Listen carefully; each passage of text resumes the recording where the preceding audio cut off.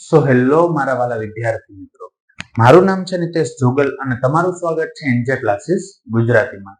તો વિદ્યાર્થી મિત્રો, આજે આપણે જોવાનું છે ધોરણ 10 વિષય ગણિત અને તેનું ચેપ્ટર નંબર 3. અને ચેપ્ટર નંબર 3 ની અંદર આજે આપણે જોવાનું છે તેનું ઉદાહરણ નંબર 7. અને ઉદાહરણ નંબર 7 જેવા જ ધોરણ 10 ના જો ગણિતના દરેક ચેપ્ટર તમે જોવા માંગતા હો તો ચેનલ પર જઈ ત્યારબાદ તેના પ્લેલિસ્ટ ની અંદર જઈ અને પ્લેલિસ્ટ ની અંદર દરેક ધોરણ 10 ના ગણિતના ચેપ્ટરો તમને ત્યાં જોવા મળી જશે. અને આ ચેપ્ટરોની અંદર દરેકના ઉદાહરણના દાખલા, સ્વાધ્યાયના દાખલા અને મોસ્ટ એમપી દાખલાનો પણ સમાવેશ કરવામાં આવેલો છે. તો આ વિડીયો જોયા પછી એને પણ એક વખત ચેકઆઉટ જરૂરથી કરી લેજો. તો આજે આપણે જોવાનું છે તેનું ઉદાહરણ નંબર 7 કે જેની રકમ મને કંઈક આ પ્રકારે આપેલી છે કે રેલવેના બે પાટાના સમીકરણ x + 2y - 4 અને 2x + 4y - 12 = 0 દ્વારા દર્શાવેલા છે. શું રેલવેના બે પાટા એકબીજાને છેદશે? તો એના માટે સૌપ્રથમ તો જે સમીકરણ આપેલું છે ને એ સમીકરણ હું અહીંયા લખી નાખું છું. હવે આ પ્રકારના મને બે સમીકરણો આપેલા છે અને મને એમ કીધું કે શું રેલવેના બે પાટા એકબીજાને છેદે કે ન છેદે એ મારે જોવાનું છે. હવે જો આવો જ્યારે કોઈ પણ પ્રશ્ન આવે ત્યારે આપણે શરત, સામાન્ય શરત છે ને ખબર જ છે. એ શરત પ્રમાણે આપણે ડાયરેક્ટ કિંમતો મૂકવી ચાલુ કરી દેવાની. સૌપ્રથમ પેલું શું થાય કે a1 ના છેદમાં a2. a1 એટલે શું થાય? પેલા સમીકરણમાં x નો સહગુણક, અહીંયા કંઈ ના હોય તો શું હોય? 1. પછી a2 એટલે બીજા સમીકરણમાં x નો સહગુણક, એ મને શું આપેલું છે? 2. આનું કઈ બીજું સાદું રૂપ આપી શકાતું નથી. હવે સેમ ટુ સેમ રીતે હું લઉં છું b1 ના છેદમાં b2.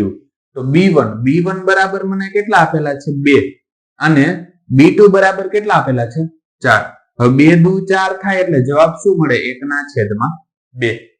સેમ ટુ સેમ રીતે હવે હું જોઉં છું c1 ના છેદમાં c2 બરાબર.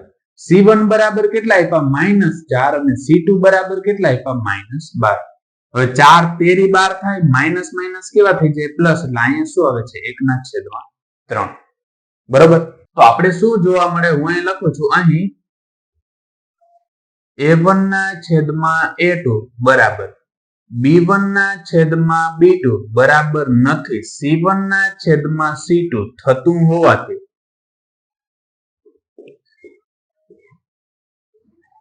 સમાંતર રેખા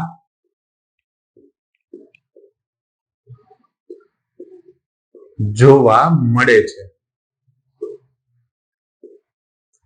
માટે આપણે કહી શકીએ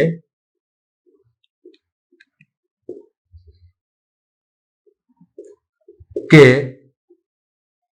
તે બે પાટા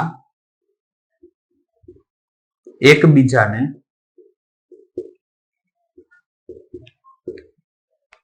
છેદ છે